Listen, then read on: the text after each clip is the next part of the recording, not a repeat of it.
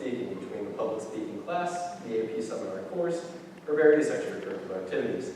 And throughout this experience, I've created a contention. I've derived a dilemma. I'm Joshua Famous, and this is the Presenter's Dilemma, a consideration of how presenters with audiences manage their time, and hopefully a new perspective for all of the presenters here tonight. It's best explained through example.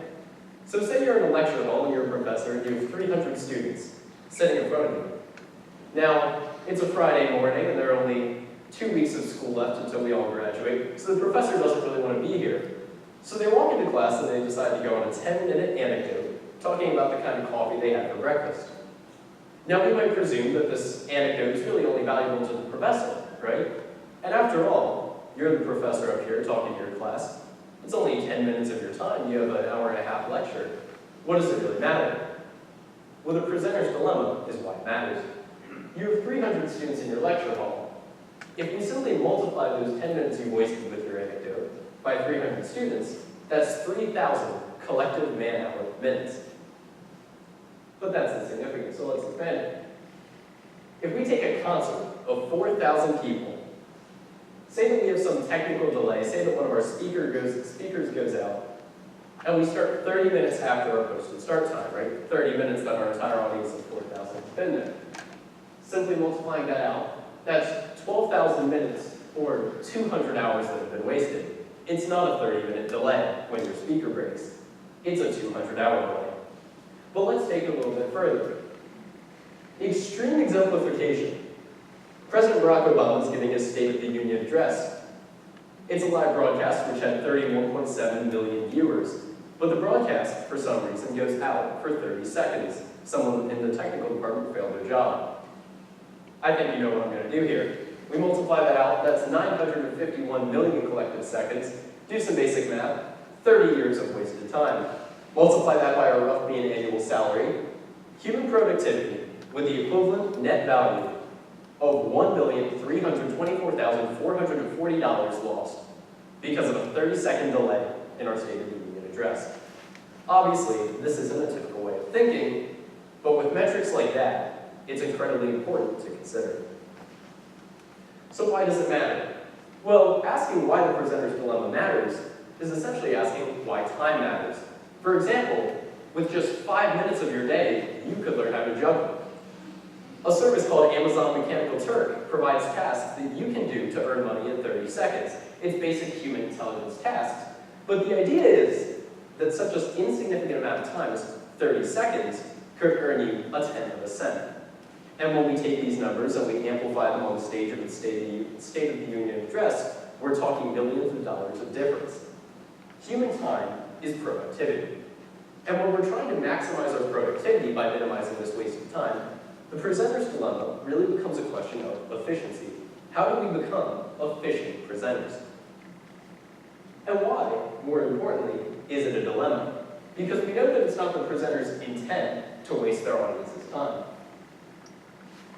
Essentially, the reason that presenters might do some of these things that end up wasting their audience's time, why a professor might choose to go on a 10-minute lecture talking about what coffee they had that morning, it's because they're trying to build pathos.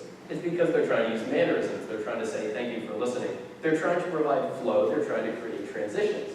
Obviously, some flourish is necessary in all presentations. I'm not going to walk up here and say, don't waste time when you're talking to people, because that doesn't really accomplish the goal I'm trying to get across to you. So we have to flourish our presentations. And the dilemma then becomes, as a presenter, you're fully aware that both of these are necessary. You need flourish to make an effective presentation, but you also want to be an efficient speaker and not waste time. Where's the line? And it's a dilemma because essentially, a presenter is always forced to find this line that we might presumably never be able to place perfectly. We'll never reach 100% efficiency. We'll never be perfect speakers. But we're forced to confront the dilemma every time that we get up here on a stage and we start talking to any audience. So here's my call to action. Here's what I want you all to do. Essentially, my point of explaining this to you is to raise awareness. When we become aware of our audience's intents and interests, and we become aware and start viewing time collectively instead of individually, when I start looking at my mic going out as not a 10-second delay for me, but as a 100-second delay for my entire audience, that's when we start really being able to minimize the effect of the dilemma, being able to be effective speakers while also efficient speakers. We also need to be aware of our factors of scale, namely the size of our audience and the captivity of our audience.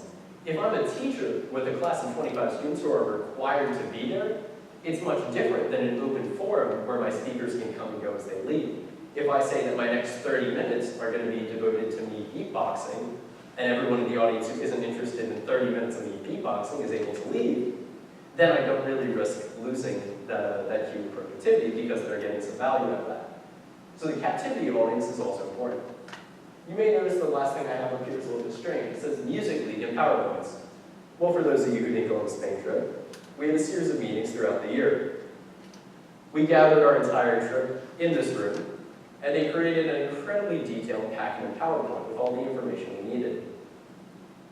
We then sat here while someone stood up on stage and read from the packet of PowerPoint all the information we needed for our trip. 3 people asked questions. They handed out the packet or PowerPoint with all the information in it. And 2 hours later, 200 people left this auditorium. You do the math. For that reason, this PowerPoint is not available anywhere online, and you can only get the experience by being here to listen to me talk about it. This is my call to action. The next time we present, and it may be too late tonight, but we're all heading off to college and we have lots more in our tank. Every time you step in front of an audience, be aware of the presenter's dilemma. Consider how you might be both an efficient and an effective speaker. And having completely covered my bases, without any stupid 10-minute coffee anecdotes, I'm going to let you go so you have another 5 minutes to learn how to juggle. Thank you.